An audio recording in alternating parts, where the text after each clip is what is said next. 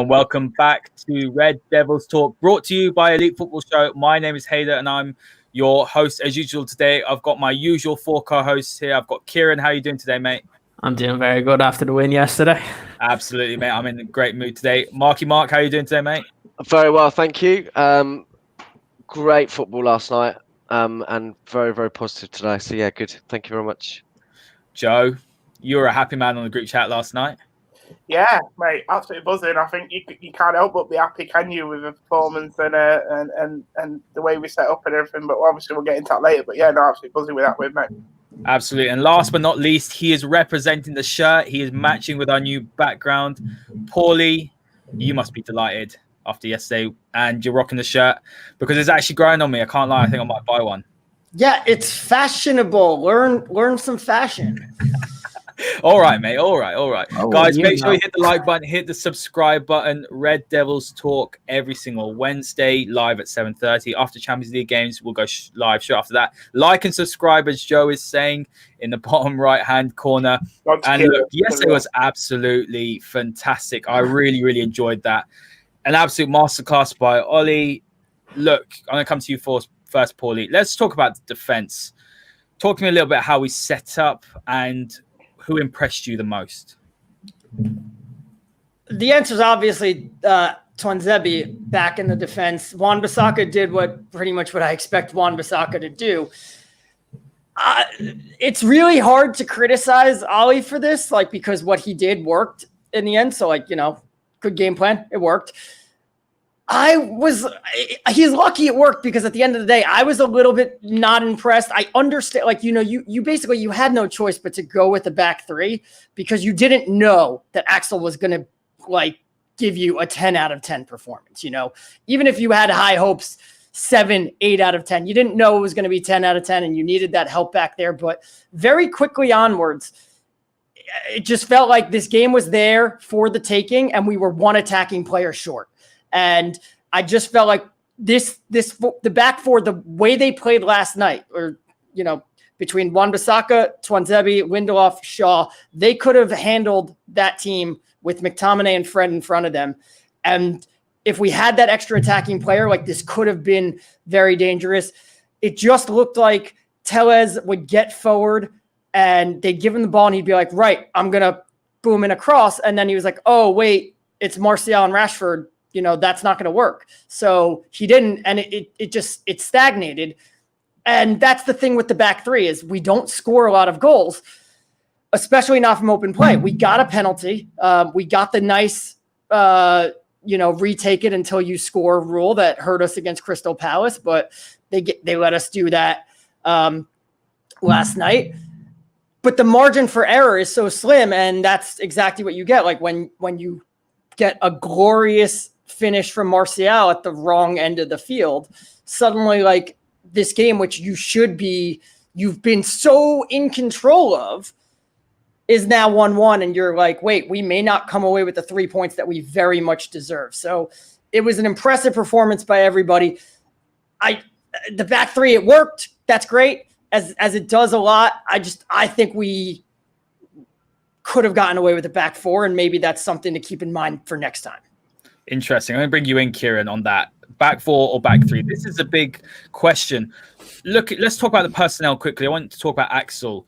We know that United needed a centre-back in the summer. We've been calling for that all summer. But I think Ollie has always had this idea that if Axel can keep fit, he's going to take that spot.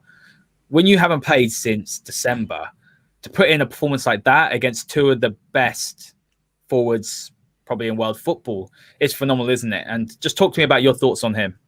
Yeah, it is phenomenal to have that be your first game. And there's a lot of people on Twitter saying, oh, he shouldn't play because the first game coming up against Neymar and Mbappe. I'm like, well, look, at the end of the day, I would have definitely rather having him in there than putting the likes of Matic or McTominay to play in centre back. Anyone that's seeing Axel play is, once he's fit, he's good to go. He's very strong and athletic. I wasn't going to worry. I would be more worried if it was his first game back, if he was more the physicality like Lindelof, where he's kind of fast but not but not too fast, and he doesn't rely too much on his athleticism. I've been harping on this all summer when we were kind of complaining that there wasn't a centre back, and we've done so many shows on who's the best partner for Maguire, and every single time I've come back and I've said Axel's the player that you need to come in. If he stays fit, he's the centre back, and I've always said it is he's a type of player that you can see be captain of a team, because it's not just how he kind of shouts in the middle of games, but he is able to lead a defense when you have to come into a defense where, whether we like it or not, that your captain's not there. You're coming in with a 3-man defense where Luke Shaw's on one side and you have Lindelof in the middle, who hasn't been on great form recently. That for him to come in and make it look as easy as he did, it just shows how good a player he is. The only issue that he's had is his injuries. If he can get over that, there's no reason that he shouldn't be starting every single game, because by a country mile, he's probably the best centre-back at the club and has been. And I mentioned it before, Solskjaer knew that as well. He was going to be playing him in that Liverpool game. It's just he pulled up with an injury. It's very obvious, especially around the club. You talk to anyone associated with Manchester United, and anytime Axel's brought up, everybody only has good things to say about him. And it's really nice to see that fans got to actually see that last night.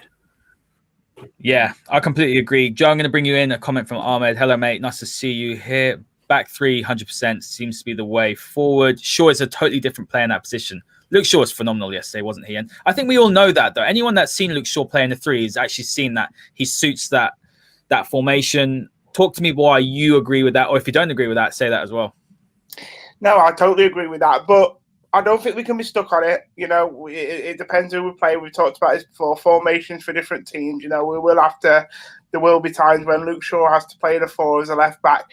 I don't really know why it suits him. I think more, I don't know, without sort of getting onto it, maybe there's less up and down for him. You know, I mean, he did get forward from that left centre-back position last night, so it's not like he just stays back at all times. But he isn't having to sort of bomb up and down, and obviously there has been concerns over his fitness in the past, and more so if he was to play wing-back in that position, he'd need to do that even more. But just touching on what the guys said there with the back 3 as well, you know, picking up on what Pauly said and what Ciaran said, I agree with Pauly, you know, but I think hindsight's a wonderful thing. Maybe we could have got away with 4 at the back, and if you look, that's the way we did go in the end, where we thought that the game was there for the taking. But I think one of the reasons he maybe did go for it at the back was because, you know, you're looking at, he wanted to give Alex Telles a game. So for Alex Telles to be in a back, you know, have a back 3 alongside him with Luke Shaw on that side, the experience, it obviously helped bring him back in. And obviously with Axel, with his first game since December, you know, you're thinking to yourself, well, if Axel does struggle in this game, you're giving him a bit of extra protection at the back there as well. Obviously, in Lindelof and Luke Shaw play there. So it may be not just the opponent last night. It was also maybe the personnel that Solskjaer had in the game. You know, a couple of players either not played for a while or making the debuts, where he might have also, that might have been another factor in his thinking, if you know what I mean. Yeah, for sure. Like I said, you have to think that way going in. You know, how are you going to know that 15 minutes in you're going to be like, oh wow, like we totally could have played it this way. I just think like going back to what Ciaran said, this really speaks to like all summer fans were complaining like what's the long-term plan, and there's so many fans screaming like we need a center back, and like there is this chance that Solskjaer said my new center back this year is going to be Axel Tuanzebe, and we're going to use this season to assess where it is. Like, what's the point of spending 60 million pounds that we don't really have on a player who, when I think Axel can do this, and then we have Tayden Mengi coming in before that, and then next year we could take those, let's say they come in and they do exactly what you want to do. You could take that money and spend it elsewhere, as opposed to then just tying up more money into a center back, and then you have these 2 other kids that, it could have been wasted money, and that could have very well been his plan. Yeah, I totally agree with everyone, really. I mean, if you've got a ready-made centre-back, they're going to see a lot more than what we do behind the scenes. And we know that Axel is a good player. He's obviously he had a good season at Villa. It was unfortunate about his injury, but perhaps if he is, we don't have to appease the fans every time just to bring someone in that's world class. You know what I mean? It doesn't always work like that. I mean, it's always nice to do so, and I'm not against it at all. But we've seen how good he is, and if he can stay fit, he was quick, he was strong. I think for anyone to come in after that amount of time, he did a phenomenal job.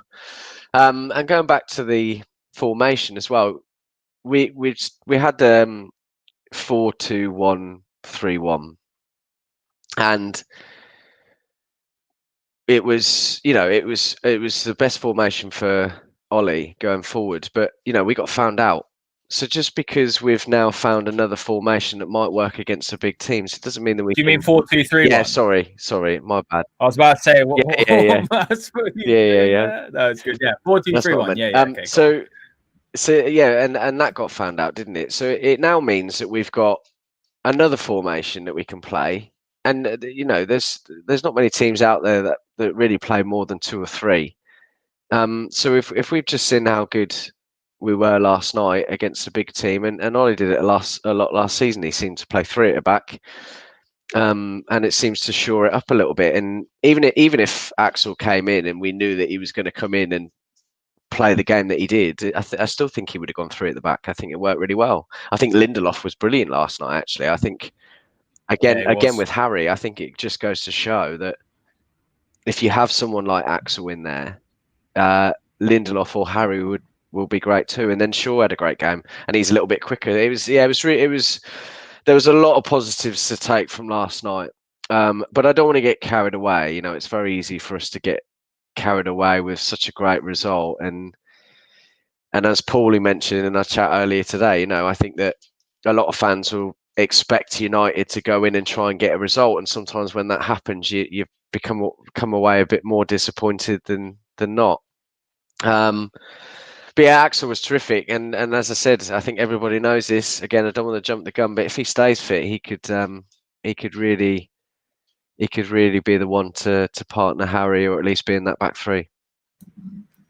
Ciaran, I can see you're itching. You're itching to say something about the centre backs. Go on, mate. Your mic. Yeah, good lad. Yeah.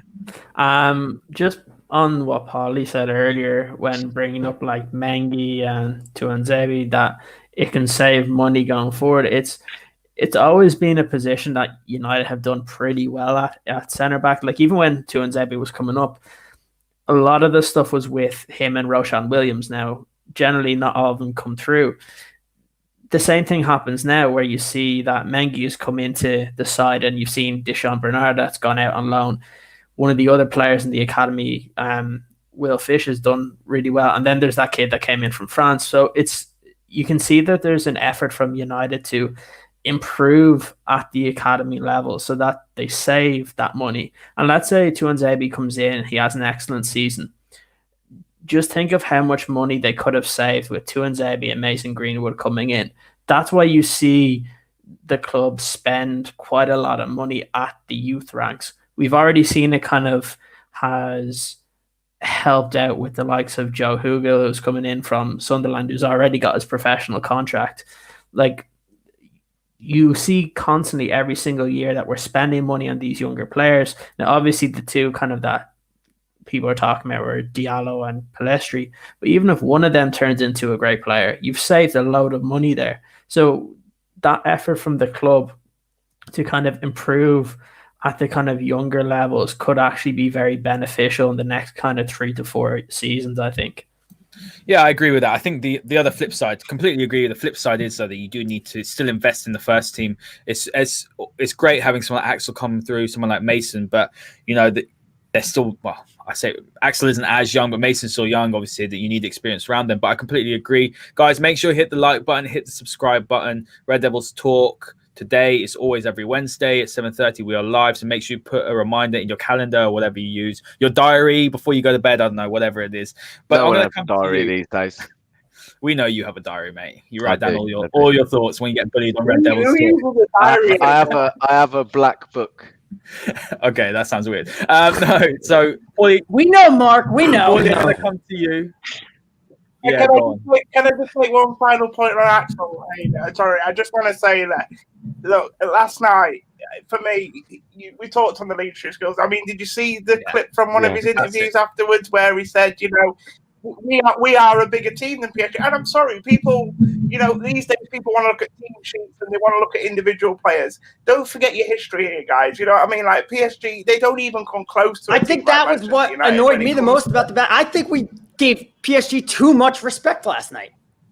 Yeah, I mean, don't get me wrong; they're a fantastic side at the moment, and they're in a moment. But you know, they're another one of those clubs where, I mean, PSG all my life, I've known who they are. Obviously, and it's not quite like Man City where they were a sort of, but they weren't necessarily Champions League regulars until all this money came in. You know, that used to be the likes of Marseille, Monaco, Lyon. You know what I mean? So let's not, you know, look at it. And I love that he said that, and a few players actually said that in their interviews last night. I don't know whether it's a media briefing or what, but they were saying that, look, we need to start knowing that we're Manchester United, and we can't keep being surprised when we beat these teams, to be fair, because really that this is what's expected of us. And I think that's another step in the progression under Ollie, that actually now the players are not only playing like a good team since we've brought in a few good players, but they're also believing more now that they're a Manchester United team, if you know what I'm saying. The arrogance is back, and that is key, and that's why you know, that is very, very key. The good arrogance is back. We are Man United. You know, we're gonna go out and we're gonna play, and we were fantastic yesterday. And you know, I have been one to criticize Ollie, but you have to give credit where he got it so spot on. It was brilliant. That's the best United played in an away leg at a big European club since Sir Alex has gone. If anything, actually, a lot of the times in Sir Alex, Pauly, we were very much smash and grab, weren't we? He would go and play for a draw or to keep it 0-0, 1-1, get the away goal. We didn't do that last night. I mean, let's quickly talk about Alex Telles before we go on to that. But Alex Telles added a completely new dimension to Man United. Small sample size, we need to relax. But if you look at the position maps, you had Shaw playing sort of further up than Lindelof and Axel on the left, almost kind of like a left back when you look at the positioning, and Telles all the way on the wing. How much of an extra weapon is he now, and what does he add to this United attack? Because we were seeing some very, very promising things yesterday. I'm the wrong person to ask about this, because corner kicks aside, Alex Telles did not impress me, and it was for the same reason I said before. Was he came? They get the ball down to him, and he's just looking like, oh, right, it's Martial, it's Rashford booming across in, isn't going to work. And he either didn't have much to do, like he'd play a square ball back in, or he boomed the cross in anyway, and it was ineffective. You know, he plays a square, you know, the square ball comes back, and then Shaw plays the incisive pass into the box. That's how we get a penalty. Will this change when Cavani comes in? Probably, and then that's a whole different dimension. Like, talk to me why. Wait 1 sec. Talk to me why he didn't impress you. That's why because I want to know. He just didn't. We must have been watching different games. Because he didn't know what to. It didn't look like he knew what to do much or had many ideas other than put a cross in. And with Rashford and Martial, that's not an effective strategy. They're not good at doing that. Now, the corner kicks aside, like on the corners. It was like I tweeted this last night. I was like, there's bad delivery, there is good delivery, and then there's what Alex Telles does. Because, like we have said, I don't think United aren't scoring from corners because of poor delivery. But oh my God, like that, what he was doing was next level. And imagine instead of putting a corner into Martial, Rashford, McTominay, you're putting it into Cavani, Maguire, Pogba. Like someone is putting, like you tell him where to put the ball. He'll put the ball there, and that's going to change us significantly. The same way that when you put Cavani out there, it'll change us significantly. Like Rashford playing on that as that right forward isn't making any back post runs for these crosses that Telles does. So, like, yes, Telles whipped in some really nice crosses, but like, what do they do? It didn't do anything because we don't have the other players there. So until you get players like that in there, he didn't add much of a dimension for me other than those set pieces. Mark, first question I want to ask. Go at him, Mark. Go at him. First question I want to ask, imposter Pauly. What have you done with Pauly? His name's Paul. I mean, if you think I was going to have any other I am the most anti-cross person out there. Crosses are dumb. Crosses are inefficient. I simply said when we get Tellers, it's a different look. Man. So it doesn't make you They're inefficient. They're inefficient when you're under David Moyes and you're spamming 75 crosses a game. Yes, they're inefficient in general. They're inefficient in general. I mean, look, who are the best crossers in the league is Trent Alexander-Arnold and Kevin De Bruyne. They whip in more crosses than anyone else. And they're the two top teams in the league. But it's right. But why are they able to do that? Because when it's not successful and their success rate is bad, when it's not successful, their team wins the ball back right away and gets it back to them. What target man did Liverpool have? I don't Exactly. Can I just say, I don't think the issue here is Tellers whipping in beautiful crosses. I think the issue here is United need to find a way of getting on the end of those crosses. Exactly. Their forwards don't make Rashford doesn't get into those. So Tellers isn't the problem then. Tellers is doing the job of getting the ball in. Right. But that doesn't work when you have forwards that we know don't make those runs, which is why I'm saying when Cavani comes, it'll be a different story. But with Rashford and Martial, that's not the way to go. Why did they not make those runs? The reason is because they're not used to those crosses coming in. It's the first time that they've had someone that can actually do that. Martial and Rashford can do that. And there have been crosses that have come in. Shaw not the best at it, but Wan-Bissaka has put in a lot of tasty crosses that people just don't make runs for. Don't compare Wan-Bissaka's crosses to Alex Tellez's crosses. Yeah, no, it's a different kettle of fish. They're not used to these crosses, and I'm sorry, but this is look. We've been frustrated for a number of years how we can't ever score from set pieces, we can't ever score from corners, and this gives us a totally different dimension. You're absolutely right that Cavani is probably more of the striker that's going to be able to get on the end of these things, but I also agree with Ciaran. Rashford and Martial and Greenwood have probably not been used to so many crosses going in for years. They might have done really well with under David Moyes. Yeah, we don't know. So I think that it gives you another dynamic. Don't even say Moyes is going to do well. I'm sorry, that's the worst decision United ever made. I'll take LVG for another 100 years. The good players, it's quantity over quality. The fact is, when De Bruyne whips in a cross, most of the time it doesn't work. But City win the ball right back, and they're able to get it back to him for another. United don't get those kind of possessions. Yesterday though, every time we lost the ball, you saw our midfield swarm, and especially in the second half, you saw our team win the ball back really quickly, and you saw at least 2 or 3 times there Alex Tellez making a couple passes in, probably 3 or 4 times within the first cross. So while we didn't used to do that, when you have the personnel that can do it, you have to remember that it takes time to adjust. And if you're a striker that's not used to those crosses coming in and you're used to the ball coming into your feet, you're more likely to do that because it's a habit. But once you know somebody can actually put those balls into the box, well, then you're going to start to see Martial, Rashford, Greenwood try and get behind the man. So even if it's not going to go on their head, just the ball right around. The one you kind of see De Bruyne try and tee up for Sterling all the time. It happens. It's the same when you see with Liverpool. You don't see a lot of Liverpool crosses coming into someone's head. It gets around the defense and then it's a tap in for Mane or Salah.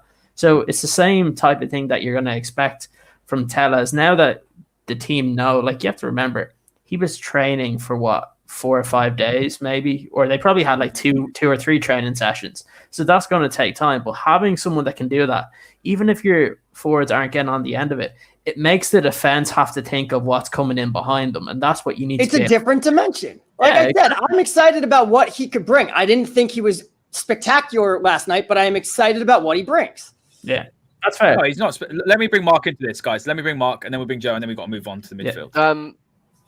He's had a very limited amount of training sessions with us. He had a couple of weeks out. He's come and gelled right into the team straight away. I don't think it was all about the crosses. I think it was really good to see. I was salivating more about corners than I ever have done. And also, it wasn't just about that. I think that, he was getting forward quite a bit. He was taking players on. His passing was good. I think the stats probably back that up from last night. I think he was really, really good. And I was surprised that he came off in all honesty. But yeah, I'm incredibly excited about him. I'm going to be positive about him. I don't think he had a bad game at all.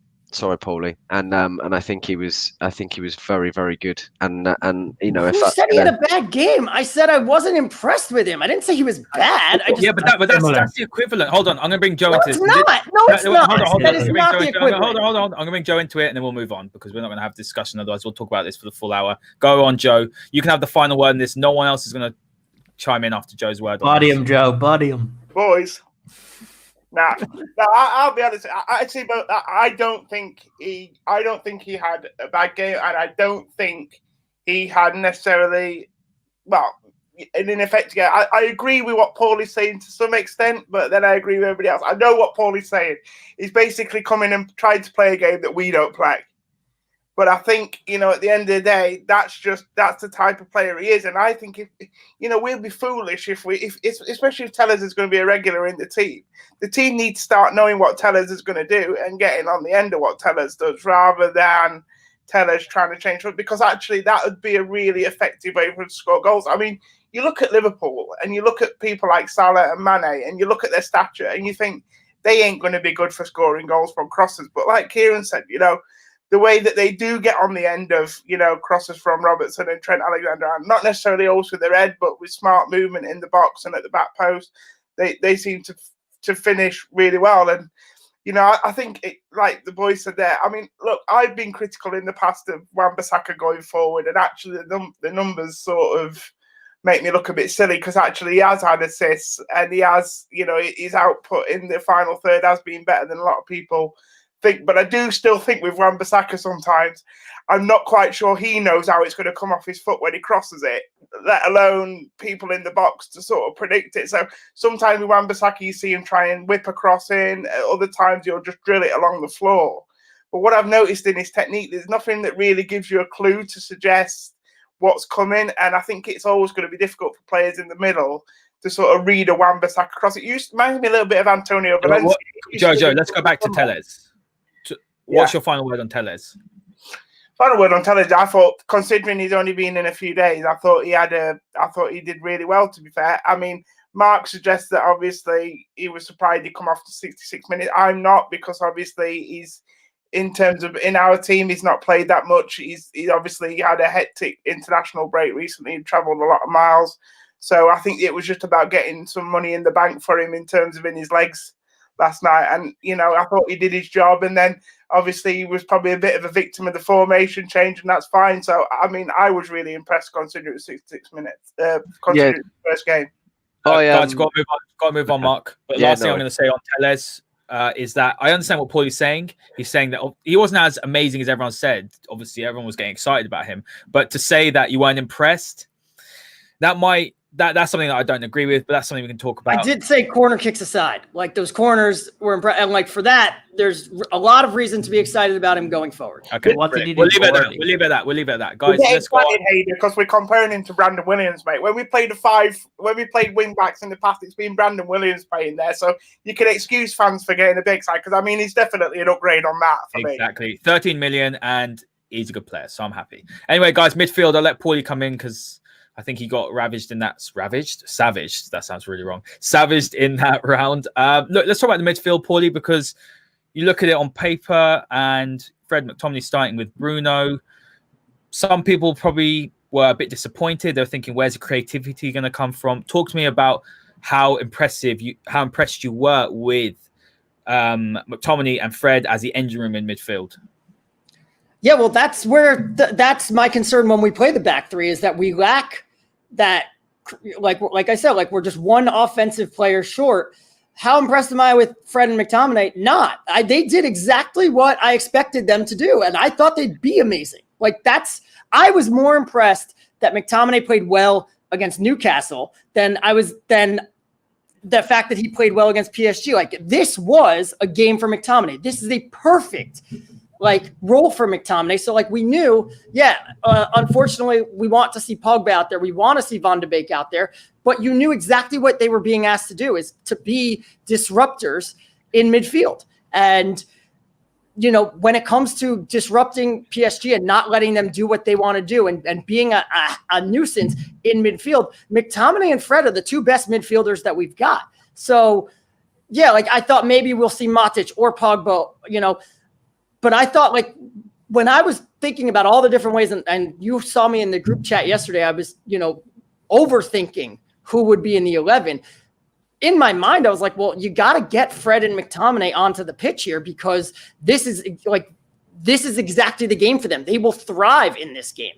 So you're going to twist my words and be like, I wasn't impressed by it, but like, I wasn't impressed because I had such high expectations of them, and they reached it. Like, they played as well as I expected them to play. I expected them to play this well. All right. So I'm just going to put it out there from what I think everybody in the comments are going to think of this. So let's just get this straight. Pauly wasn't impressed with Tellez. He wasn't impressed with Fred, and he wasn't impressed with McTominay. We're just going to leave that there. Hang on a sec. I'm just going to call the police. Make sure they send a search party out for Pauly. Pauly, yeah. Pauly, you're doing a me. Yeah, I was, because I expected them to play. Like, obviously, they were impressive, but like, I also expected them to be that good. Like, I'm not saying they were bad. They were very good. But I expected them to be that good. I don't think that's true, though, because what were you saying before the Newcastle game when we played? It's a different game. Fred and McTominay against teams that want us to have the ball are terrible. That's why I said I was more impressed that they played well against Newcastle than against PSG, because PSG is the perfect opponent for them. It's a different game. Like we discussed on the last show, like when Joe said, do we talk about Juan Mata being in the first choice 11? And it's like, it depends on the opponent. Some games are right for him. Some games aren't. This is a game that was right for McTominay and Fred, which is why I expected them to be very good. And they were. Okay, but if you look at most fans called Fred their man of the match. I don't think we've seen in many big games where Fred is the one that you're kind of picking out, especially when you have a big Tottenham last year, Manchester City at the Etihad last year, Manchester City at home 2 years ago. I mean, in the big games, Fred comes up game after game after game. He plays well, but in a lot of those games, there was a lot of good players. And I can remember last year, there wasn't a lot of people saying, oh, Fred, man of the match, because there's always been a divide over Fred. You look on social media yesterday, and probably between 60 to 70% of people talking about that match were saying just how good he was. To say you weren't impressed because they lived up to what you thought they would do I don't think that that's fair on the way that they performed, because let's just say if I could say, oh, I wasn't impressed with Rashford because I expect him to score a goal. I don't think that's fair, because for him to score a winning goal, you have to say, well, it's an impressive performance. It's the same thing with if De Gea has an amazing game. Let's go back to years ago when he played against Real Madrid and somehow stopped that shot with his foot. I'm like, I expect De Gea, so I wasn't impressed with that. I think it's a little bit unfair to how they played. It's going back. I acknowledge that. Like, all right, so impress is the wrong word, because I had very high stand. I expected them to play very, very well, and they did. So it's impressive, but it didn't catch me by surprise. That's the better word there. It did not. I was not caught by surprise that, like, whoa, they played really well, because I expected them to play very well. But Pauly, can I just say something before Ciaran goes in? So this is PSG, the team that finished runners up in the Champions League last season. We were playing away at their ground. We went in as massive underdogs, whether they had injuries or not. That's not the point. They have a manager who's seen as one of the best up and coming managers in the world. Our managers, as the press like to build up, they think he's a PE teacher. Our fans think that. We went there, schooled them off the park. When I said last week I wasn't impressed with the Newcastle victory, you turned around to me and said, enjoy the victory. We've just beaten the runners up for the Champions League. Whether they are as good as they were last season, whatever, is besides the point. We've gone and beaten a massive European team under Ole Gunnar Solskjaer with a tactical masterclass, and you're not that impressed, or you expect it. I'm sorry, when I saw that team sheet, I did not expect Fred and McTominay to go and dominate PSG. Simple. I didn't expect Tellez to be whipping in crosses like he was. I didn't expect that's what Tellez's game did against Mbappe and Neymar. This is a massive victory for Man United, considering what's happened over the past 7 years. I expect. But like McTominay and Fred didn't change possession very well. Like, they were very good defensively, where they had the same deficiencies that they always have in terms of the attack. Fred actually did pretty well in getting out on the break. His final ball let him down a few times, which is Fred. But like, first of all, who says I'm not enjoying it? Like, they played very well, but I did expect them to do that because their job is be a nuisance. Don't let PSG do what they want to do. And that's exactly what they did. And that's, as soon as you saw the team sheet, you knew that that's what Ollie was going for. Ollie wasn't going for, he wanted that industry, which is why he chose Fred and McTominay, because they are the two best midfielders we have at doing that job. But we didn't sit back. It wasn't just sitting back. I'm going to bring you in now, Mark. It wasn't like we sat back and we sat back like Joe's in low block. There was a plan in place. Fred was fantastic getting the ball quickly to Bruno. We know with that that was the key. We know with that midfield. We know with Fred and McTominay. Which he did against Manchester City last year. Like, he's done this in the big games. Like, yeah, but we didn't dominate against Man City. You saw the possession. We dominated that game. We had 14 shots to their 15. Like, we were on par with them all game. We created chances. We were comfortable until we were the better team. All right. First of all, the derby at Old Trafford last year is probably the best performance that Solskjaer's team put out. They did dominate that game. They held City to like 5 or 6 shots. We had 39% possession last night. So, like, let's not say we dominated the ball. Like, they did exactly what they did, like, because that's exactly the role that Solskjaer had for them. And he planned around that, and they have done that before. They were very good at the Etihad last year. They were Fred was very good at Old Trafford, and that's the key, is they get the ball out quick in these games, and that's why we're able to run and counter. Like, and they press in the middle of the field. Like, we didn't sit back, but we pressed very much in the middle of the field. So, like, and we were very condensed. Like, the defense and the midfield were very condensed. So it wasn't like we were sitting back. We weren't conceding the territory, but like, we were defending and looking to break on them. Like, we were letting them cross midfield and then saying, okay, now we're going to trap them and attack them. And when you want to play like that, Fred and McTominay are the two best players we have to play like that. I thought they were brilliant last night. And let's not be, Scotty had one contact lens out for all the game, most of the game. So fair play to him. No, on a serious note, I thought they were both very good. I think that when we saw the team sheet, as you've all said, we didn't really expect that. But I thought Scott was great. He was strong. He was quick. They were both workhorses. As soon as they lost the ball, if they did at any points, they were, going straight back at them. And they were against players like Mbappe and Neymar that going forward, trying to catch up with them, it's going to be a nightmare. And they were brilliant. And I think we're always a bit concerned about those two playing together. Normally on paper they're not particularly good complementing each other. But last night was surprising, and I think it was good to see. It was really good to see. And again, it gives us another. Everyone stepped up, and it gives us a real sort of food for thought on who we can play in that midfield. And perhaps we don't need to be so reliant on Matic. And it's just as surprising as any other day, really. But I thought Fred was really good going forward. It's the first time. I know he's had some good games, and he's been quite sort of forward with the ball. But I thought last night was the first time I've seen that in such a long time. He was good at retrieving the ball, and he was very good at sort of pushing forward and giving it straight to Bruno. That was really, really good to see. And as I said, you've got to take these positives and work on it, and hopefully that gives Ollie going forward a real problem. I thought they were brilliant. I thought the midfield was great. I really did. I was surprised by the starting lineup, but by the end of it, I was very, very proud of them. I thought they did a brilliant job. Mute. Hey, I've got to 36 minutes, guys. I've done all right. I think one contact lens or not, Mark. I don't think you can miss Neymar's head, can you? So I don't think that's an issue, really. So, and that's obviously who Scott would have to. I think Pauly agrees with everything you said, Mark. I think he agrees with that. I think he knows that Fred and McTominay did all those things great.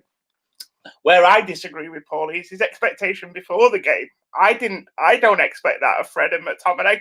No. And I'm not going to sit here and slam these players, or because that's not what I do. I support Fred and McTominay as much as my favourite player in the team. But I'll be honest with you, for example, Fred, sometimes I don't have any confidence in him churning out a performance unless he's had 5 games under his belt. So, he's coming to this one.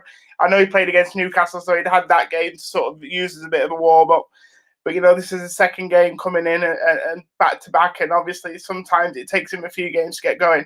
And Scott McTominay recently, I think I said in the group chat, tackling and breaking play up seemed to be was his thing. That was what we sort of based himself on. He'd become an enforcer in midfield. But this season, I felt he's in the few games we've seen him in, and towards the end of last year, I think he was missing tackles. He was sort of half a yard. He just seemed to be half a yard off the pace, not quite making those tackles. So I know what you're saying, Pauly. That's their job, and that's the kind of game that they do. But I don't think. I mean, we all see players differently, and we watch games differently. But I think towards the end of last season, beginning of this season, I'd not seen enough in them to think that they could deliver what we all know they can deliver, and that's where the problem is for me. I don't think their form's been particularly great, but I think if they were on top form, I totally agree with Pauly. I think if they were playing well, that's what we expected them. But I was surprised because that's what they do, but because that's not really how they've been playing, if that makes sense. But those are also different games. Like when you're playing against the likes of Brighton and Sheffield and everybody, like they're going to play differently, and the way that they play doesn't suit McTominay and Fred's game. We agree with that though. But the point is, we're talking about when the way you're they playing played a game. Yesterday. Yeah, the way because they are very they're fantastic. And you guys are making a huge deal about like that. The word impressed. Like if you go and watch Usain Bolt run the 100 meters right now, like, are you going to be impressed when he does it in 10 seconds? Like, that's a really impressive feat. That's a really impressive feat, but like you also expect him to do that. Now, look, I know what you're saying, Pauly, but defensively, even if they are good defensively, they haven't been good defensively when they played for us. I don't think, anyway, in my opinion. But they haven't been playing against teams, against midfielders and things that are running at them and having the dominant share of possession. Like the last time that Fred did that was Manchester City. Pauly, I think maybe your expectations were higher for those players than all of us, because I did not expect them to play that well. They clearly were. I know they can. I know they can play like that. I know that they're capable of. Especially, I know exactly what you're saying. When we play teams that will have more of the possession, we meant to keep compact, tight. We're meant to be physical in midfield, cover the ground, be disciplined. Those two are the two perfect players to bring in. You don't want to be playing Paul Pogba in there. We don't know about Van der Beek yet. Matic possibly could do it, but you need legs around him. I understand that completely. But the most impressive thing, and Ciaran, I'm going to bring you in here, though. Most impressive thing was I thought how quickly they were getting the ball to Bruno. Bruno had more of a free role, and that was what impressed me. We all know, and we've said many times, Scott McTominay, I don't like them playing together because of the fact that when they look forward, their passing ability isn't good enough for me. But how quickly got the ball to Bruno, and Bruno was given the opportunity to play that free role, Ciaran. That was very impressive, wasn't it? I mean, Bruno looked back to his better form now, didn't he? Yeah, and I guess one of the reasons that you have that is there was a lot more space for him to operate in yesterday. You saw that he was able to pick those pockets where he knew he was going to have kind of a little bit extra time on the ball to kind of send it through. It also helped in the fact that PSG, in terms of when they were attacking, you saw kind of their fullbacks push up and they weren't quick enough to get back. The amount of 2-on-1s that we had against PSG, you normally don't get that against a big team. Even when we play against the likes of City, Chelsea, Liverpool, while you can catch them on the counter attack, you don't get as many chances as we did. Now, at the end of the day, we were lucky that we got that second goal because we wasted some amount of chances in that game that really we should have scored. And I think a lot of us had the same feeling, is that how are we still drawing with about 10 minutes to go, because we had so many easy chances that we should have put away that we didn't. But again, I think that still has to go to the fact that how well the team performed, that they were the ones that really looked like the team that were going to score. And you have to give it to Fred and McTominay. I think in games like this, it works because you have Fred that can be more aggressive in trying to break up the play. And also, he's a lot quicker with his passes than McTominay is. But then McTominay is one that is fine with dropping in deep. He does it for Scotland all the time when they play five at the back. So he's used to that game. So that's why it works. But also, you have to give credit to the manager that when we needed something different, because after we conceded that goal, we started to let PSG come on to us a little bit more, and we changed it. I think I said it in the group at the time, is we need to be able to control the ball more in midfield, because we stopped doing that for about a good 10 minutes or so. he changed it, puts Pogba on, and then I think we probably dominated the last the last kind of quarter of that game, and was the reason why we won the game in the end, because Solskjaer changed the shape halfway through that second half when we were under pressure, and we were able to control the ball with Pogba coming on, and you saw us create chance after chance because there was so much space between the midfield and the strikers for us, which normally we don't get. And if you do that against United, if we were playing as well as we did post-lockdown, we probably would have scored 4 goals in that game because of the amount of times that we wasted chances. Like, when do you see Rashford go up when he has Martial with him, a 2-on-1, and it not even really come into having a shot on goal? It didn't happen that often towards the end of the season last year. We're lucky that we got away with it yesterday, but again, I think that needs to improve if we're going to continue on in the competition, in my opinion. We'll touch on that later, Ciaran, about the forwards. I agree with all the ways. Mark, I'm going to bring you in on Bruno because I know that you were very, very keen to see him captain, and then I'll come to Pauly and Joe for a question. Just on the back of quickly what Ciaran said, I hope that this dispels any talk about Ollie not having tactics, because I think he's shown there have been times when he's not been brilliant, but with games like last night, and we've seen many times before, it was brilliant, and he was able to do things perfectly. I haven't seen a perfectly ran game by a manager for United for a little while, to be honest. I know Ollie's done it a few times, but that in a while, it was brilliant. And for Bruno as well, I don't think it's a foregone conclusion for Bruno to be captain. Obviously, Harry's our captain, but I don't think he takes it for granted. I don't think he's complacent about it. I think he was, obviously, we've all seen the video of him sort of getting it the other day, and he only found out in the press conference, and he looked, quite sort of happy and surprised. But I think he did a great job. He was you could hear him all the time. He was very vocal on the pitch last night. I think that was obviously helped by no crowd noise, but I think we saw, him at his very best. The link up was brilliant. And he was excellent. And it was really good to see. I'm really, really pleased for him. He's one of those players, like, he's obviously been our best player since January. You want to see him continue that, and you want him to sort of take those chances by the scruff of the neck. And I think he was brilliant. And I think that it also means that we do have leaders in the team. We probably need more, but when Harry's out of it, then for whatever reason, then we have someone else on the pitch who can do that. He was very vocal, and he kept everyone ticking along and doing their jobs properly. He was brilliant. Really, really good. Yeah, well said. I think he really stepped up, and he doesn't shirk from responsibility, and that's very, very important. We need more than just one leader in the team, and Bruno epitomizes everything I want to see from a Manchester United captain. His attitude, his work rate. He never hides. Like I said, he doesn't shirk any responsibility. I want that. And look, I'm not going to debate whether Maguire should be captain or not, but I was very, very impressed. Joe, I'm going to bring you in before I go to Pauly, then we'll move on to the forwards. As Ciaran said, we had our backs against the wall, and when Tellez went off, we were all a little bit puzzled. I think in hindsight it was the right decision, but we needed to regain some composure and control in midfield. And Paul Pogba came on, created the most chances, by the way, in that short 22 minute spell. It was about 3 chances, I think, and he got the assist for Rashford's goal. Paul was fantastic when he came on, wasn't he? And now Ollie's got a problem because there's still Van der Beek. There's options finally, and that's really great to see, isn't it? Joe, you're on mute. Joe.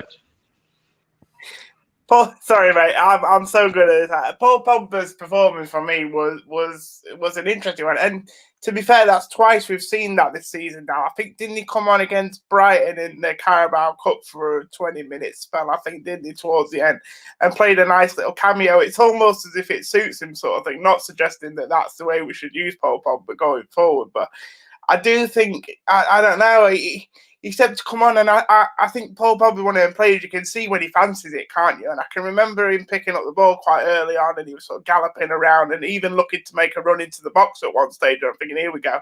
But I think he's sat on the side there and seen a game that's there for the taking, and he'll enjoy that, playing against other players who are sort of planet players, if you know what I mean, like Neymar's and the Mbappe's. The chance for Paul Pogba to be on the field against those and pick up a W, I think, is something that sort of excites him, and I think he gets a lot off that. And I think, it's interesting that he does that. He does this when he comes on, because, like I say, I've noticed it a few times now. Actually, when he comes into games, he does look really good, and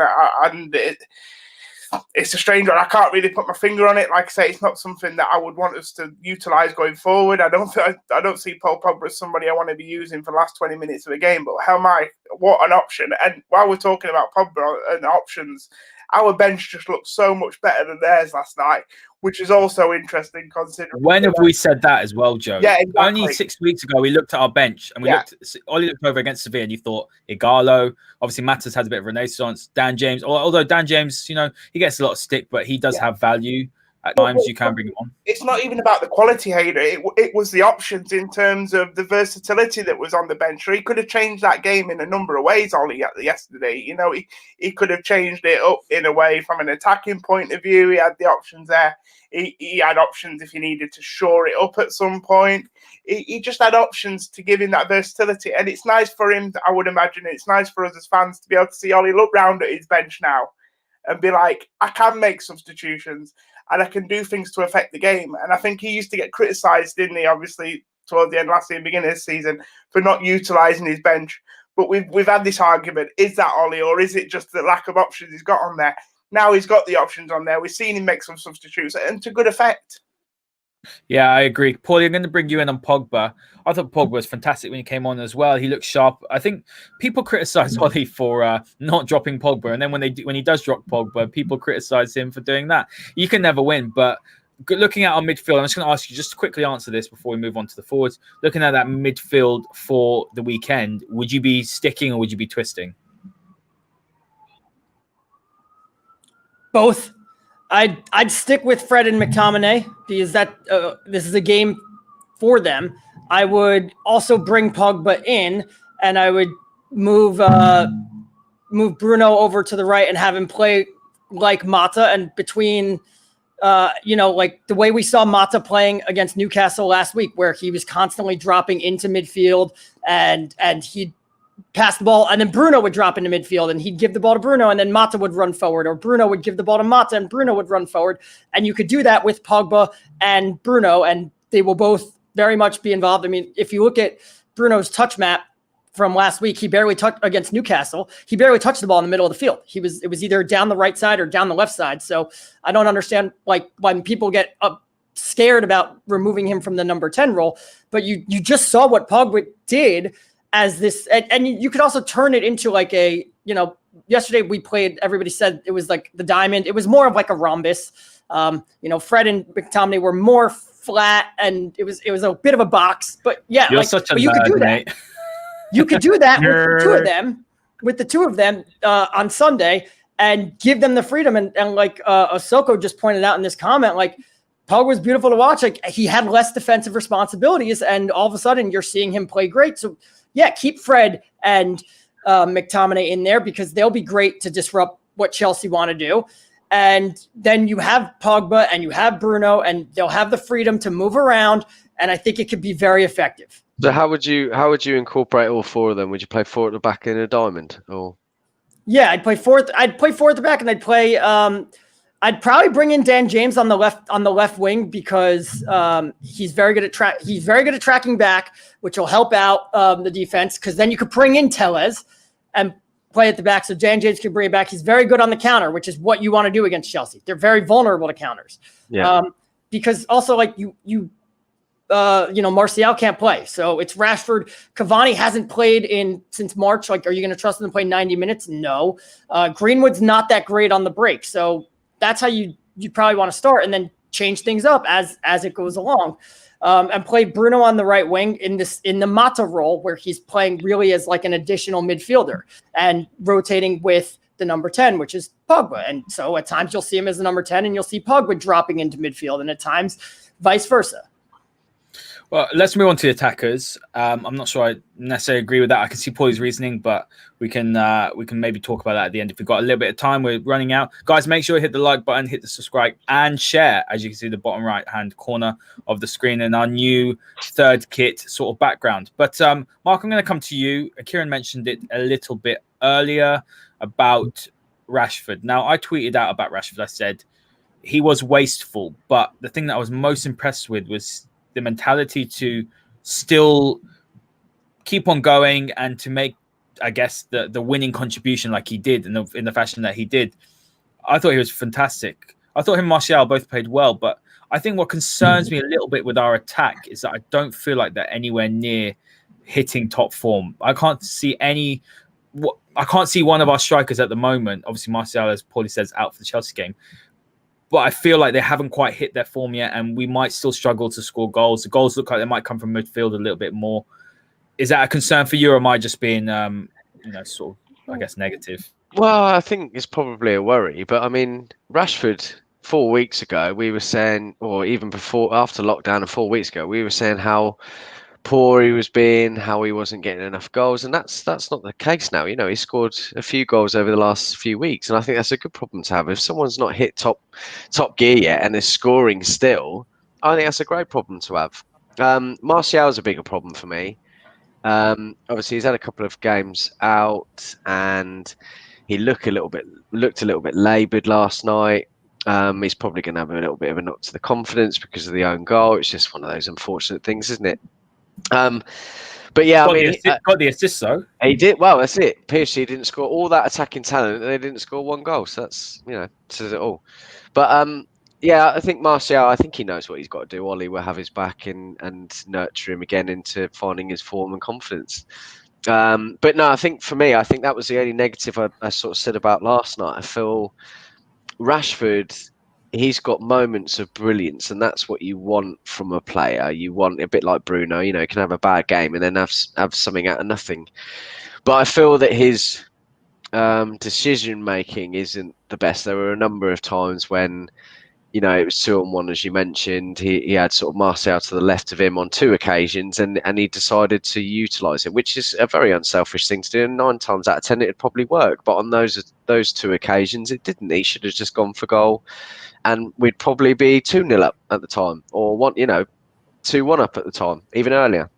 But no, it is a worry. It is a worry, but we've got Greenwood to come back. We've now got Cavani that will start at some point soon, and that will come. I think that just needs strikers is very much about confidence, isn't it? And I think that Rashford's had a good few weeks and he's still growing in confidence, and I think that we will see that as the season progresses. He'll pick it up, and Martial too. He's had a disappointing few weeks. He's obviously not playing the Premier League for another 2 games, but when he's back, hopefully he'll find some form again. And if we're scoring goals even without them, then that's cool. That's absolutely fine with me. Yeah, I agree to a certain point. I thought Martial was worse than Rashford yesterday. Yes. Well, we weren't being clinical. At least Rashford was creating chances and making those runs in behind. I don't think Martial did it. A couple of times he was good at dribbling past a few players, but then his shots were going all over the place. You never really had the confidence that he was going to score last night. Well, he scored the own goal, but it'd be nice to see him do that for a corner for us. But I just feel like there's something missing with Martial. Even at the start of the season, I just don't think that he's been the same as what we saw last year. He's not where I gave him a lot of credit post lockdown is that he was the first one that was organizing the press from the attack, which Solskjaer likes.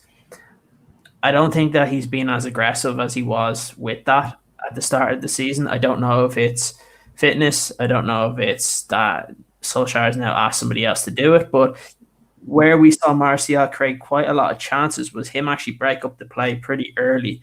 We saw it in some of the Europa League games towards the end of the season. We saw it in some of the games where we dominated in post-lockdown, but I don't think we've seen that from Martial. And I don't know if it's just down to he doesn't have the fitness to do it for 90 minutes yet, or if it's the match sharpness or what's going on, because he doesn't look the same right now.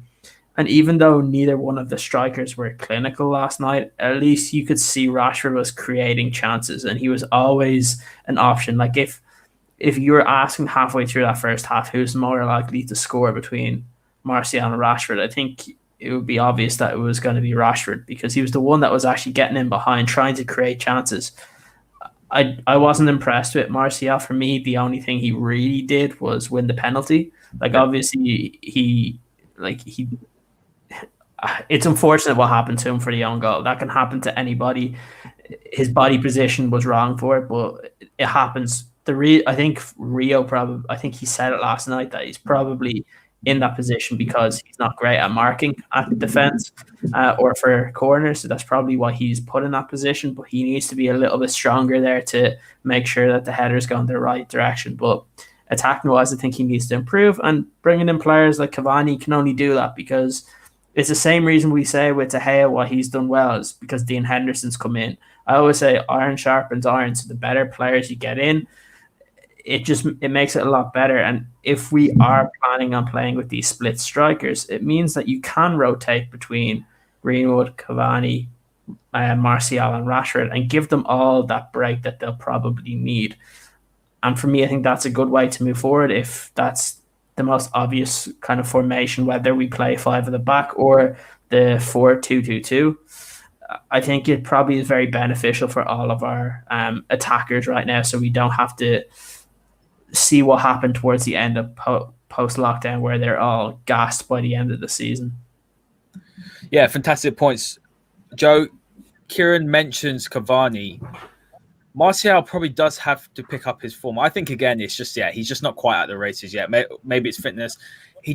What I liked about him after the lockdown, as Ciaran said, was that he seemed to have the bit between his teeth. He seemed like he was really trying. I'm not saying he's not trying now. I'm not going to judge him on the way he walks around and stuff because that doesn't mean anything. Dimitar Berbatov was one of the most beautiful players I've ever seen, but he played with a languid style. People say the same about Pogba. You just look at the statistics. He works hard as anyone else, if not more. So I don't want to talk about that. But Martial is not showing that same fire and that determination I want to see from my number 9, who's leading the line of Man United. Cavani will do that in spades. We all know that Cavani will run himself in the ground, whether he's 33 years old and he's had injury problems. He will put a shift in. I'm not saying Martial hasn't put a shift in, but my thing with Martial is that he seems like he's too comfortable. He's looking behind him. Who's after him? It's Igalo. We know that Cavani is going to take some time, but we could see a situation where could Martial lose his position as the number 9 for Man United if he doesn't start banging in some goals and showing a bit more of this game that we know he can do. Joe. He could lose his position, yeah. I mean, I think someone's putting me on mute because I definitely didn't do it there. Now, I think, he could definitely lose his position, but I don't think he'll ever, become, out of the team completely. There's just too many games, isn't there? And I think that's the other thing. Sometimes players know they're going to get games in particular situations because of the schedule and things like that.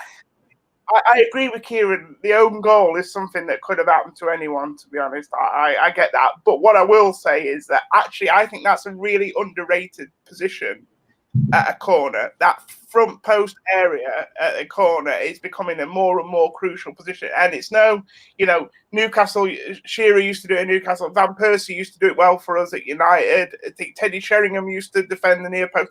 And actually, you have to do it really well. It's not a case. Some people say, well, he's just there because he's not very good at man marking. Well, that's fine. But also, you do need to do a job there. You need to be switched on. And I'm not sure he's the most concentrated player for that position because that's one position where you do have to be concentrated and make sure you're in the right place. Lukaku was terrible at it.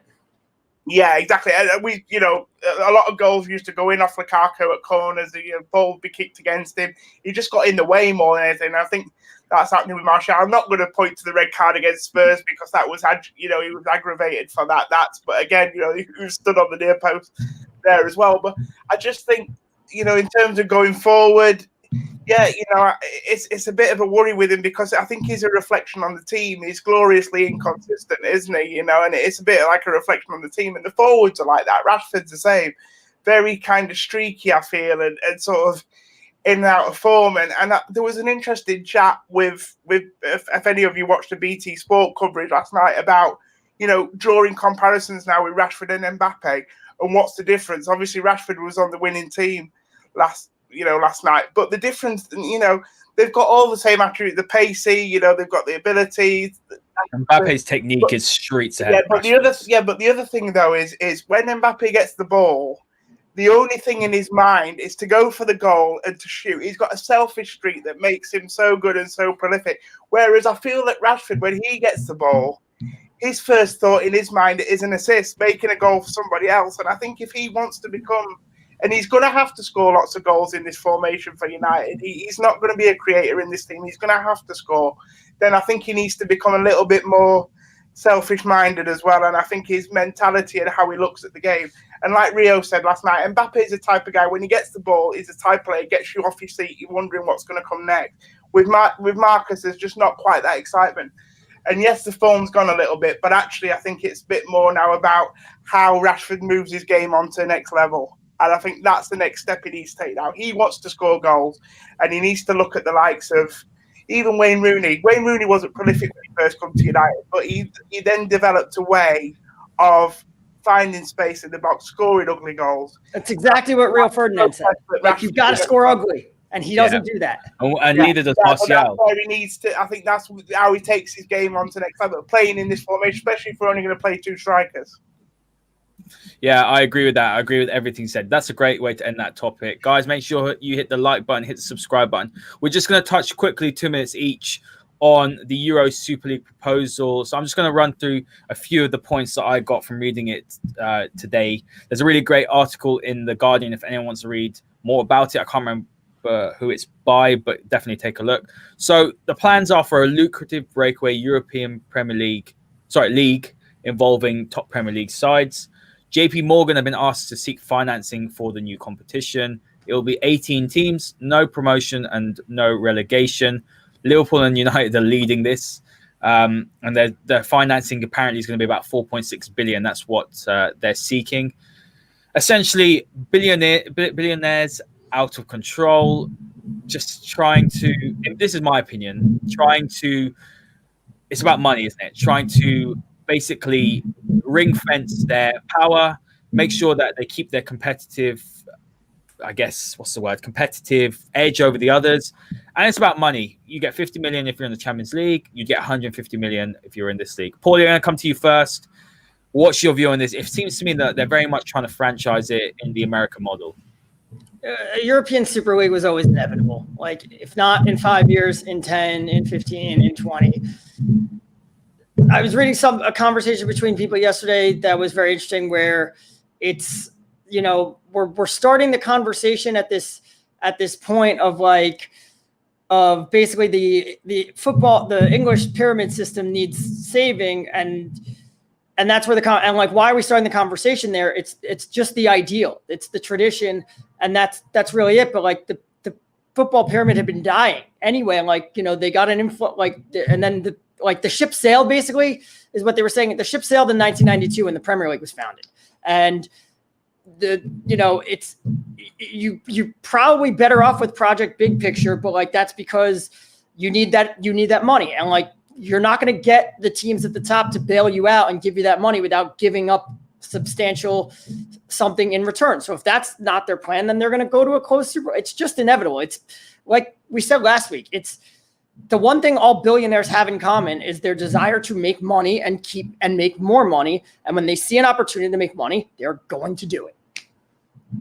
Yeah, I agree with that. I don't know how anyone can probably disagree with that. We've got owners in our game, especially the Premier League, who are all about money. We just have to look at United. You just have to look at Arsenal. Let's not pretend that Barcelona and Juventus haven't been pushing for this too. Of course, Bayern Munich were the first ones to push the proposal 2 years ago, and now United and Liverpool are pushing it because of the fact that Project Big Picture got rejected. So, what do we expect? I'm going to come to you, Mark, on this. What is your view on it? Because I think Pauly hits the nail on the head. People say, "Oh, it's ridiculous," but I don't know why anyone's surprised. This has been in the works for years. Yeah, I don't know why anyone's surprised. I mean, essentially, I just feel it's reinventing the wheel, essentially. It seems like a huge amount of greed. I think it will destroy football as we know it. I think there'll be a lot of teams that will suffer from this, especially from lower league teams. I mean, what was the whole point of going with Project Big Picture with, money to lesser clubs, and then we're throwing this in, which is completely going to blow them out of the water. I think that it's going to, even for the teams that are not invited or not part of it, or the teams that are affected. There's so many millions, billions of fans that will be affected by it, and it just seems like a waste. It's in their eyes, it's not a waste of time because they're going to make a lot more money, and it's typical that it's Liverpool and United that are greedy bastards and want to make more money. So. It's a shame, and we've got the Champions League. It works well. People have got something to strive for. People have got a benchmark to hit every year, and to me, I think it's, as I said, reinventing the wheel, and I think it's a waste of time that's gonna allow other clubs to suffer. The Champions League is perfect, but like the World Cup was perfect, and FIFA's gone and ruined that. It's always money and the opportunity to make more of it. It's going to happen. Jonathan's disagreeing completely in the comments, saying, how is this inevitable? Who thought the Premier League would become the Premier League? 20, 30 years before that? No one did. At the end of the day, this has been spoken about. I can remember this has been spoken about nearly a decade ago. When I was 15 years old, I remember this idea of a European Super League. Now is the perfect time to do it when pretty much the world is falling apart financially, and the money men have seen an opportunity, and people are desperate. As Pauly said, the football pyramid is dying. There's clubs like Bury, I believe Bury actually is it Bury that someone's reopened or refinanced as a new club. It might be Mansfield or Macclesfield or something like that. But anyway, there's clubs that are on the brink or they're gone. Yeah, Macclesfield. That's it. Joe, I'm going to bring you into this. What's your view on this? I mean, come on, let's be honest. I don't know what to say really to this, apart from the fact that I'm just not surprised that our club are involved in it, because you know who our owners are. You've took me by surprise there, mate. I'm normally last. No, I think for me, mate, it's what's your interest? Is your interest Manchester United, or is your interest English football? Because I think if this happens, I think slowly but surely English football dies for me a little bit. It just won't exist the same. It can't, and it'll be the money going to money, won't it? So the clubs that are already rich will get richer, and that's the way it'll be. I think the other thing to point out here that we haven't really touched on is what about the match going fans? I'm fortunate enough to go to games regularly. This will hinder those type of fans a lot, especially if you look at. I mean, obviously, it's not. Hopefully, by the time this is established, the world's a better place. We're coronavirus free, but there is a situation where it's going to be more expensive for fans to go to games, and there'll be less and less games that certain fans will be able to go to, me included. And I just think that that's something else. I mean, the fans get forgotten about. And all of a sudden, like, how is it that United, especially given the last sort of 7 years, how are they in one of the top European leagues in the world as well? Like, how have our performances merited that we become part of this European Super League? Because, yeah, I know why we're there. But I'm just saying that's what I mean. It's all based on money, where I watch football because we see people. We'd like to see teams and players rewarded for good performances, don't we? And that's the beauty of promotion and relegation. Over 38 games or 46 in the Championship, you get promoted. Over 38 games, you get relegated or you win a league. The table don't lie. And I just think if you take promotion and relegation out of it as well, like, there's just nothing to sort of, you can finish bottom of that and what you'll be in it next year. There has to be consequence and reward for performances, whichever way you look at it. Yeah, Ciaran, I'm going to give you the final word. I agree with that. Look, what I will say against that, Joe, is that we can't just take what we've seen in the last 7 years and say, oh, United have been back. United are one of the powerhouses, and they rightly should. If this does happen, they are one of the clubs who should be one of the first ones on the list. They should be there. I'm going to bring Ciaran in for the final word. Give me a wax lyrical speech about why this shouldn't happen, or maybe if you think it should. The floor is yours. Go. I think this has been inevitable, very similar to what Pauly said. I can remember when, probably back in 2002, 2003, people do realize that the reason why there's preseason tournaments right now is because they tried to bring something like this in before, and it didn't work out, or it didn't get enough backing. This has been on the cards for the past 15 to 20 years. It's always been something that the big clubs have wanted because people wanted a big all these big games happening in the Champions League. While we say it's great, we don't always get the fixtures we want to see. We don't always get those big sides meeting each other. How many times have we complained in the last couple of years that City have had the easiest path to a semi-final or a final, or the same with Liverpool in certain years? People want to see the best teams actually play each other. The way the Champions League is set up, it stops that. We used to have it in the Champions League when there wasn't any kind of bars from who could play who, when you had teams that were in the same league that could play each other.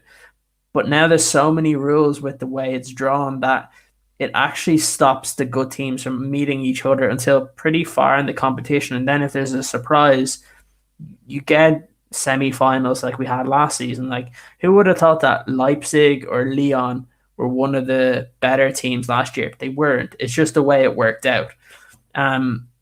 So this is something that's always, for me, has always been on the cards.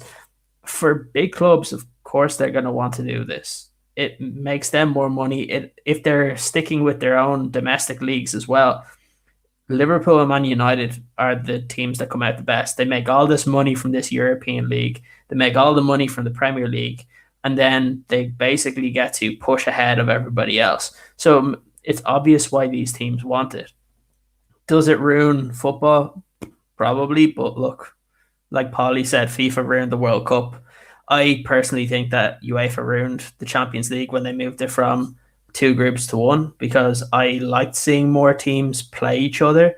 I liked when you got to see one tough group then after another. It made it so much more difficult. When United had to win in '99, I think people forget like just the road that they went into.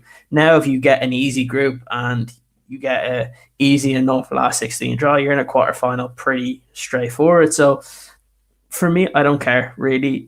For me, I like watching big football games. UEFA, FIFA, whoever it is, are going to do what they want. So whether it's the Champions League, whether it's the Project Big Picture, whether it's this new European League, for me, the better games that we get to see our club be in is what I want to see. And there as a fan, whether it's the Champions League or it's something else, look, I'm a football romantic as well. I love watching the Champions League with that music. But again, things are always going to change. We've seen it with the World Cup, and it's going to be crappy the way they've moved it on. But I think we're just going to have to live with it and try and enjoy and get the positives from it if it happens, that we're going to see more of the top teams actually play each other in a meaningful competition. We don't see that often enough, in my opinion. Yeah, that's a fantastic way to end. Yes, Pauly, I agree with you. I'm a Glazer puppet. No, what I will say on this, because apparently I've been accused of having an agenda, and to the gentleman or whoever it was who is no longer able to take part in our streams, I hope you find another channel that you can watch on a regular basis. What I will say on this, I think it's absolutely disgusting. I do not want to see this happen. I know exactly why the owners are doing this, why they're spearheading it. It's obvious to everyone. I love the Champions League. It's fine the way it is. I have no issue with us playing smaller sides, because you know what? That's what it's about. These sides get to play on the biggest stage. You know, people like, what's that club called? Pauly Ferencváros, who I've never heard before in my life. The one something like that. Midfield, Barcelona. Yeah, all these clubs. I think it's fantastic. Astana, like, you know, any club that comes out of qualifying. Yeah, you know, I want it to stay as the Premier League. I want it to stay as the Champions League. I love the Premier League the way it is. It's just a way, obviously, of securing your elitism, which is wrong for me. So if anyone thinks I've got an agenda, not at all. I think it's disgusting. I don't like Project Big Picture either. Keep the Champions League the way it is. Keep the Premier League the way it is. I love the Premier League. I love playing, you know, week in, week out in our own, you know, in Britain, etc. I love that. It's so important to me as well, because you know what? At the end of the day, we took for granted, especially myself, what it was like to win the Premier League. And the next time we win the Premier League, it's going to be absolutely beautiful. I never want to see that change. I don't want to see, and now it's going to be a big party. I don't want to see play Barcelona every week. I don't care. It makes it special, the fact that we get to play Barcelona once or twice every couple of years. That's special. So for me, it's just absolute nonsense. Has anyone got any final words? One person. I'm going to choose Joe. Oh, sorry. I just want to say quickly, just because the big teams play each other, it doesn't always necessarily mean it's going to be a great game. We've seen so often even in the latter stage, we've seen tasty two-leg tie. I remember Real Madrid playing Barcelona in a semi-final, I think 2 legs a few years ago. That's not fair. That was Mourinho who set out to make it a bad game. But both teams in that game, though, it was just constant little fouls and moaning to the referee, and basically the games weren't what they should be. And I just think, I don't know. I mean, I'm not saying it happen all the time. You'll get some blinding games, and sometimes it'll be great. But I wouldn't just assume that just because you're going to see Bayern Munich play Barcelona every week that you'll see a cracking game, because sometimes it's just not going to happen. No, I agree. I would personally prefer them to kind of rejig the Champions League so that more big teams can actually play each other and not avoid each other in the early rounds, because they sort of have done that though. Yeah, it's probably 10 years ago where you saw teams where you could have 3 big teams in a group, and yes, while one of them's getting knocked out, you're getting some absolutely phenomenal games where they're getting to play against each other. How many years we can probably count on our hands in the past couple of years that there's actually been a really big game that's happened, because you often do see a lot of these teams that get through to the quarterfinal, semi-final without having to play. It started when they changed the rule that said pot 1 would be champions only. Yeah, and I get the logic behind that. You want to reward teams for winning your league. You should be rewarded for that. But if they haven't done it before, I don't. The trade-off is that Porto and Zenit and a couple of teams that are less deserving end up in pot 1, and then the big boys that you want to play each other, they can draw an easy pot 1 game as opposed to but that's what I'm saying. Like you go back to kind of move back to like the earlier mid 2000s when you saw a load of these big games happen kind of because there wasn't many restrictions. And it's just one of those where I think the Champions League was really enjoyable because almost every week there was a huge game that was on, and it made it feel like, okay, this is what European football is all about. Like, I don't want to see a team like Zenit St. Petersburg in pot 1 because I think we can all say they've no chance of winning the Champions League. So I prefer to see like it not really have pots into a certain extent. Like you don't want 4 absolutely rubbish teams in one group, but you do want to have where like the fact that when it came to United's selection that they could only be in 2 pots. Like I don't agree with that. We're in pot 2. We should have been able to be in any group, regardless of if there was an English team in it. I think it's one of those where they're basically forcing what groups are what, and it's kind of taken the joy out of kind of the group games for me. Like having PSG yesterday, it was great having 2 big teams. There's not that many of those types of games on a yearly basis in the group stages. Yeah, no, and I just want to quickly say as well that it's the sort of situation where, why have we taken away where 2 English sides can't play each other? I mean, some of the great Champions games over the years, I've been against England. I mean, the Liverpool-Chelsea games when Mourinho first came to Chelsea and under Rapini's, even the Man City-Liverpool games that they had over 2 legs, I think in the year that Liverpool won it or got to fight, again. Those are all late-round games, which, like, you've never been able to play teams in your country. The Chelsea and Liverpool ones weren't. They were in groups as well. Yeah, but we're talking about rewarding teams for winning a league. It's a lot easier for PSG to win their league than it is for Man City to win the Premier League. I mean, I get what you're saying about rewarding teams for winning the league, but that shouldn't be a bit. I mean, it's a lot easier. The reward is being in the Champions League. Domestic leagues than it is others. I think you should look at ranking maybe the top 4 European leagues and just having those guys in pot 1. Then and it's free for all. Then everybody else, it's just you're in, because I know what you're saying about rewarding people winning the league, but PSG should be doing that every year with their squad and their money, in my opinion. Yeah, personally, I would do that, and then the rest of pot 1 should be based on what happened in the Champions League the previous year. So, like, let's say Juventus made a final, but came second in their league. I think that they should be able to be in pot 1 because they deserved it from the previous season. Just because you win your league, like, for example, would it have been fair that year that Leicester won the league that they should be in pot 1 over teams like Real Madrid or Barcelona? No way in hell. So that's where I'm saying they need to kind of rejig it a little bit, because the way it is now, I think it's not being as interesting as the Champions League used to be. Yeah, and on that note, guys, we will end. Thank you so much to all you guys in the comments, some fantastic comments, and you've really made this show brilliant. Thank you for getting involved. Make sure you hit the like button, hit the subscribe button. We will be going live next Wednesday. I believe we're playing at 8, are we, guys? So we'll be going live straight after that, right after the RB Leipzig game, which will most likely probably be quite a fueled one. Hopefully, if we win, if it's a drab draw, it'll still be fueled because we have Pauly in our group. So it's going to be always fun and emotional. Thank you, guys, and we'll see you next time.